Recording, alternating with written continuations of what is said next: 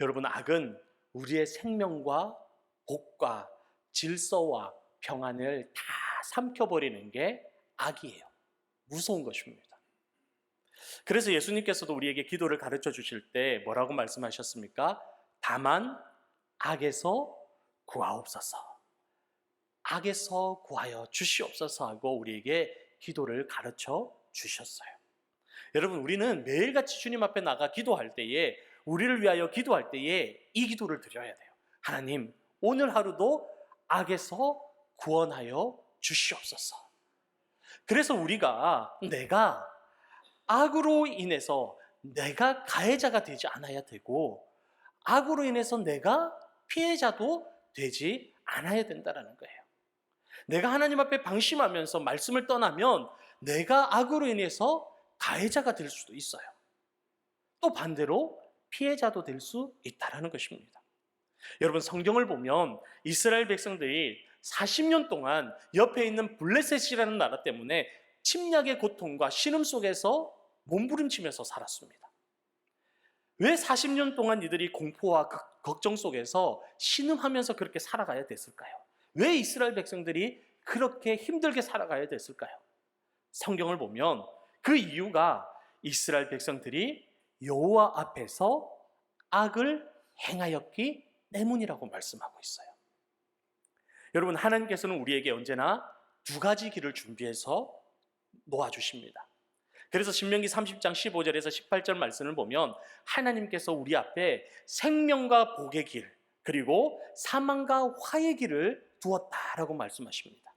그래서 우리가 하나님 말씀대로 여호와를 사랑하고 그 율법을 지키고 규례를 지키면서 하나님을 잘 섬겨가면 우리에게 이 땅에서 번성하고 하나님의 복을 얻을 것이다 라고 약속을 하셨고, 반대로 유혹에 빠져서 사망과 화를 쫓아가고 우상 숭배하며 우상에게 절하면서 하나님을 떠나서 살아갈 때는 반드시 너희가 망할 것이다 라고 하나님이 경고하셨어요. 여러분, 창세기를 보면 가인에게도 하나님이 두 가지 길을 여셨어요. 가인의 마음에 미움이 싹들 때에 주님이 찾아와서 말씀하십니다. 죄를 다스려라. 죄가 너 앞에 놓여 있다. 죄를 다스려라 말씀했어요. 그런데 가인은 어떻습니까? 그 죄를 다스리지 못하고 죄의 길을 선택해요. 그래서 사망과 멸망의 길을 걸어가게 되는 겁니다. 마찬가지로 모든 사람 앞에는 하나님께서 이 생명의 길, 의의 길과 하나님께서 인정하시는 선의 길과 하나님이 싫어하시는 악의 길이 함께 놓여 있다는 겁니다. 두 가지 길이 놓여 있어요. 그렇기 때문에 우리는 부모 탓, 친구 탓, 하나님 탓만 할 게 아니라는 것입니다. 성공하는 것도 잘 되는 것도 내 탓이 있고, 실패하고 망하는 것도 내 탓이 있다라는 것입니다. 여러분, 똑같은 바다에서 출발을 해도 어떤 배는 동쪽으로 갑니다. 어떤 배는 서쪽으로 갑니다. 똑같은 바람 가운데, 똑같은 물결 가운데 나가지만 왜 어떤 배는 동쪽으로 가고 어떤 배는 서쪽으로 갈까요? 동쪽으로 가도록 키를 잡으면 동쪽으로 가는 겁니다. 서쪽으로 가도록 키를 잡으면 서쪽으로 가는 거예요. 하나님 앞에 나와 우리가 똑같이 예배드리지만 어떤 사람은 말씀을 듣고 은혜를 받고 얼굴이 환해져서 기쁨으로 감사하며 찬송하며 아멘하며 돌아가는 사람이 있는가 하면, 어떤 사람은 똑같은 말씀을 듣고도 얼굴이 확 굳어져서 상처받고 찌그러지고 얼굴이 울그락불그락 어두워져서 돌아가는 사람이 있다라는 거예요. 여러분, 그 말씀을 들을 때에 마음의 방향이 다르기 때문에 그런 거예요. 여러분 모두는 언제나 좋은 방향, 긍정적인 방향, 은혜로운 방향으로 가는 복된 성도님 되시기를 주님의 이름으로 축복합니다. 오늘도 말씀을 들을 때에 은혜 받으셔야 돼요. 은혜 받지 않으면 나만 손해라는 거예요. 마음을 하나님께로 향하시기를 축복합니다. 그러기 위해서는 우리가 늘 악을 멀리해야 돼요. 그리고 악을 어떻게 해야 되냐? 떠나야 되는 거예요. 내 앞에 놓여 있는 이 악의 길을 어떻게 해야 내가 이 악의 길을 떠나고 멀리할 수 있을까요? 첫 번째는 우리가 하나님을 떠나지 않아야 됩니다. 이스라엘 백성이 40년 동안 블레셋의 그 말발굽 아래에서 고통을 당한 것은 그들이 하나님을 떠났기 때문에 그랬던 거예요. 이스라엘 백성이 처음에는 하나님을 잘 섬겼습니다. 가나안 땅에 들어가 하나님께 감사하면서 그 풍요를 누리면서 하나님께 나아갔어요. 그런데 시간이 30여 년이 넘어가고 40년 가까이 가다 보니까 마음에 나태함이 생겨요. 그리고 믿음이 점점 약해지는 거예요. 그래서 하나님만 바라보던 눈이 어디로 가느냐? 이방인들, 세상으로 눈이 점점 쏠리는 겁니다. 그러다 바라보니 그 옆에 블레셋이라는 강대국이 있는데 그들이 보니까 하나님이 아닌 블레셋이 바알신을 섬기는데 잘 사는 것처럼 보이는 거예요. 뭔가 다른 복을 받는 것처럼 보이는 거예요. 그러니까 생각하는 거예요. 아, 바알신을 섬기면 그게도 복이 있나? 또 다른 복이 있는 건가? 그러면서 기웃기웃하는 겁니다.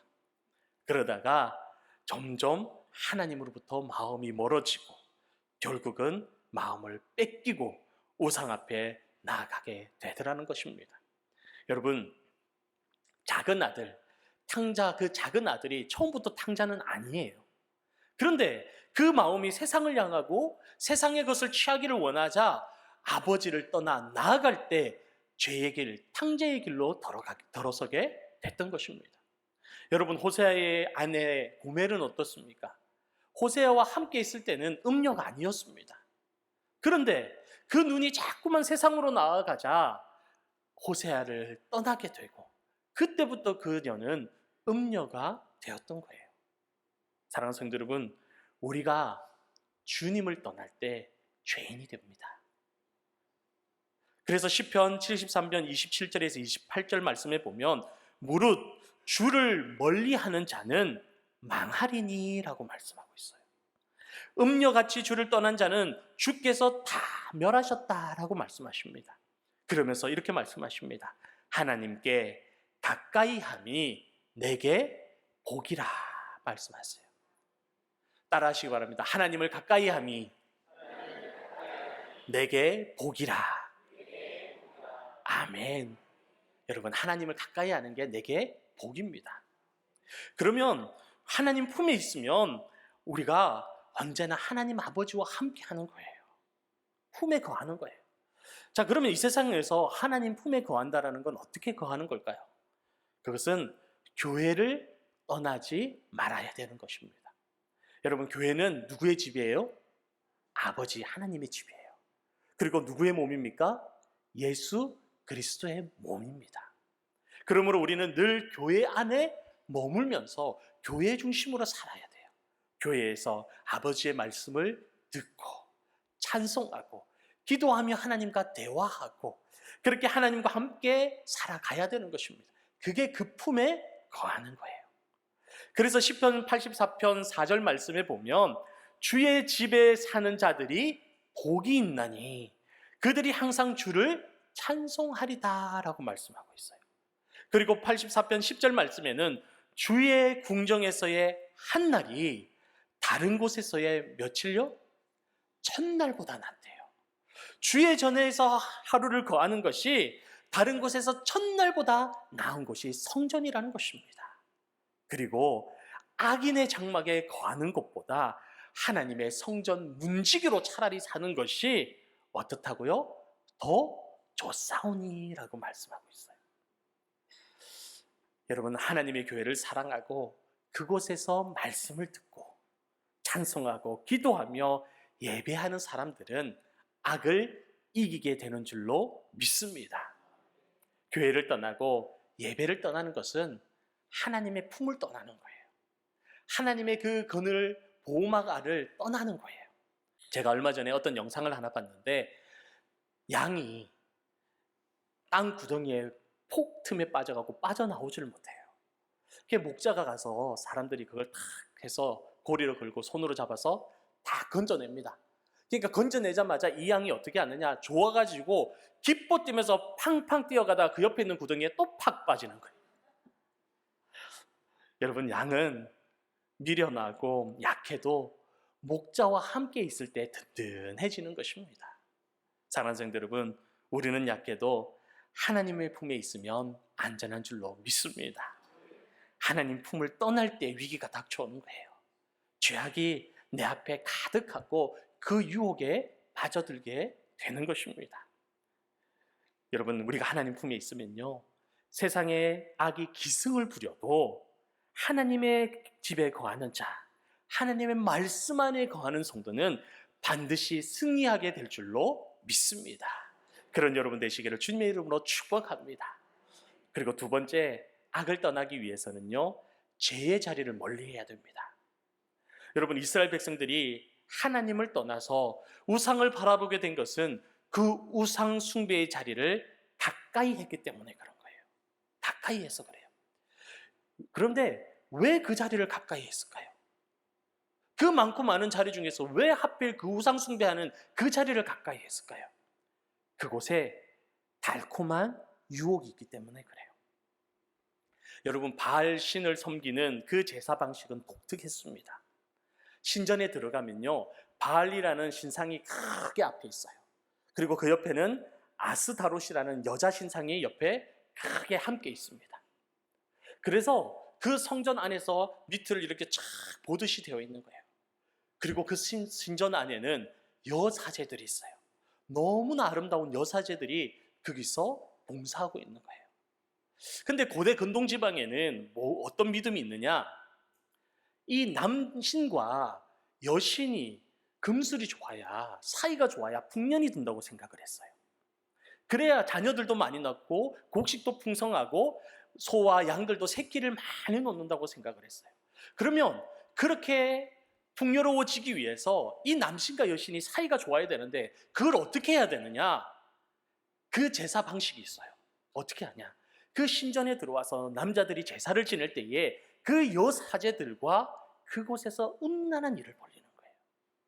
그러면 이 바알 신상이 위에서 그걸 보고 있다가 자극을 받아서 여신상에게 간다고 믿었어요. 그리고는 둘 사이에 성적인 관계가 이루어지는데 그걸 가리기 위해서 뭘 치느냐? 구름을 싹 친다고 생각을 한 거예요. 그리고 그 증거로 뭐가 내립니까? 비가 온다고 생각했어요. 여러분, 얼마나 인간이 어리석습니까? 얼마나 자기들 머리에서 나오는 방식으로 신을 섬기고 있느냐라는 거예요. 여러분, 인간이 이렇게 하나님을 떠나면 무지합니다. 그렇기 때문에 이 부부 사이, 이 신들이 사이좋게 하기 위해서 매일 예배드리는 행위가 뭐냐?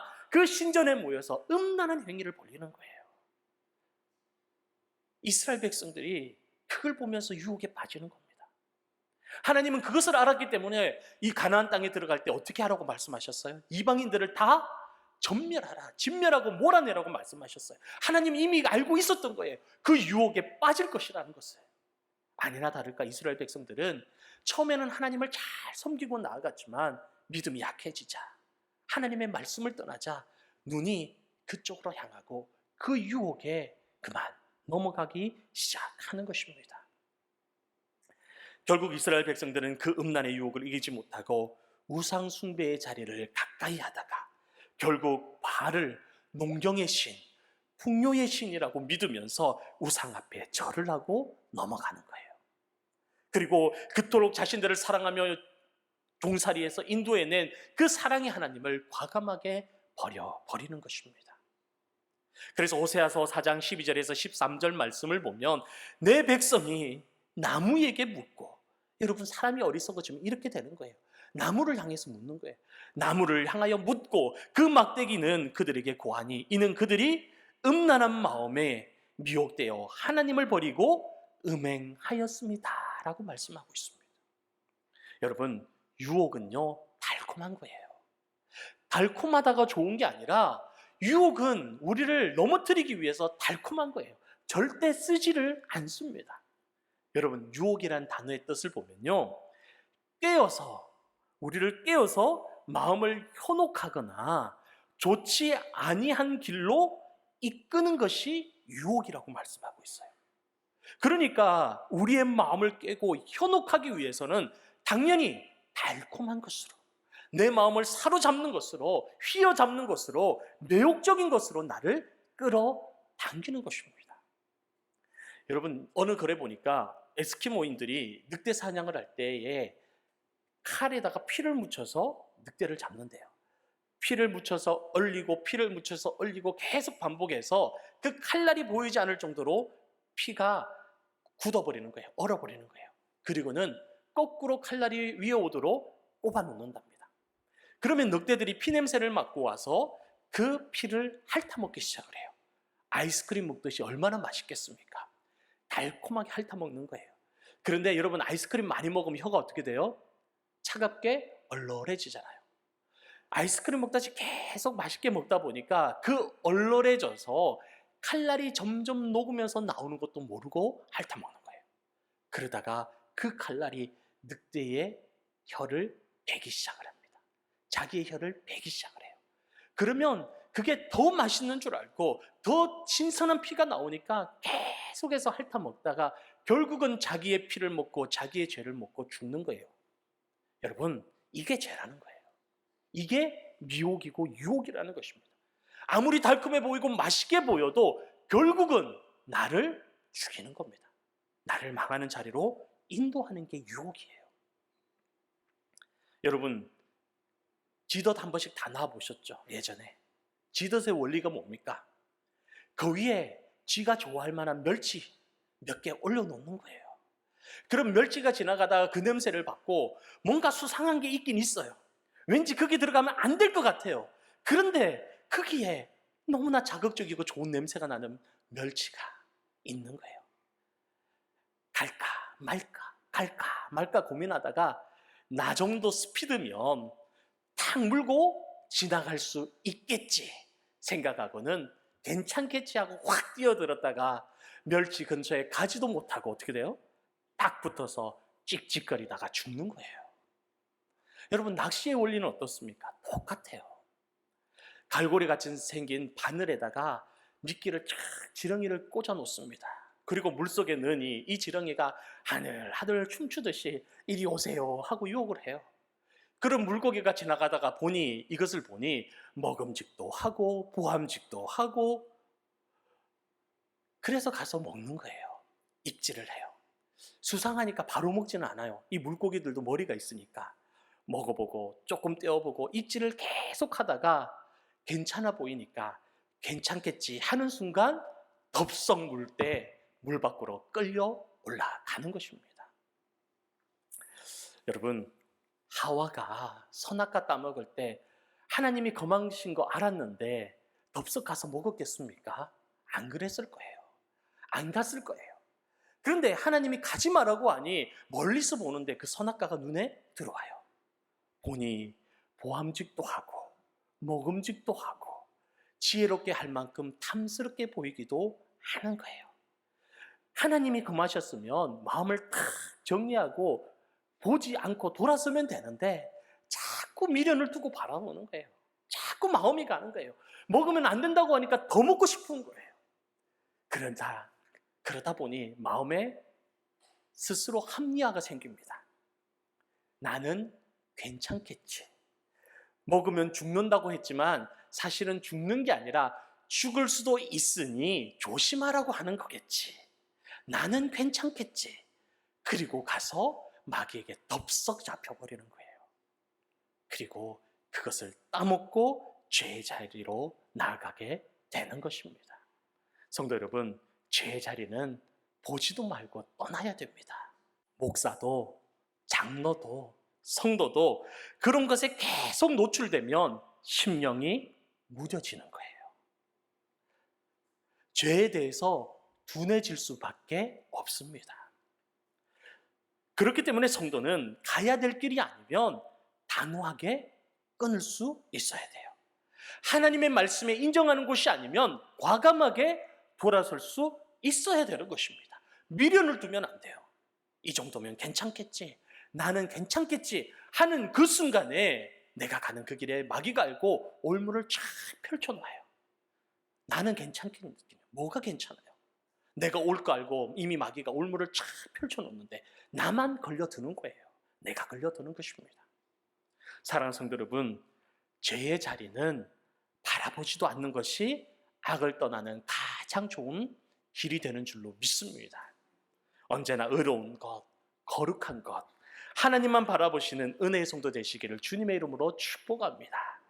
그리고 끝으로 악에서 떠나기 위해서는요, 십자가의 능력을 의지해야 됩니다.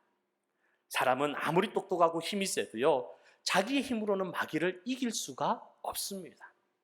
그래서 사람은 오늘은 선하게 살아도 내일은 악하게 살 수 있어요. 오늘 오전에 아침에는 거룩하다가도 저녁에 방탕하면서 죄의 길에 설 수 있다라는 것입니다. 그래서 로마서 7장에 바울은 내 속에 하나님의 법을 원하는데, 그런데 자꾸만 내 속에 또 원치 않는 법이 하나가 있다라는 거예요. 내가 그것을 발견했다라는 거예요. 죄의 법이 내 속에 있더라는 거예요. 내가 하나님의 말씀을 바라고 내 속 사람은 그것을 원하는데 내 육신의 법이 자꾸만 죄의 길에 나를 세워 놓더라는 것입니다. 죄의 법으로 나를 사로잡는도다라고 말씀하십니다.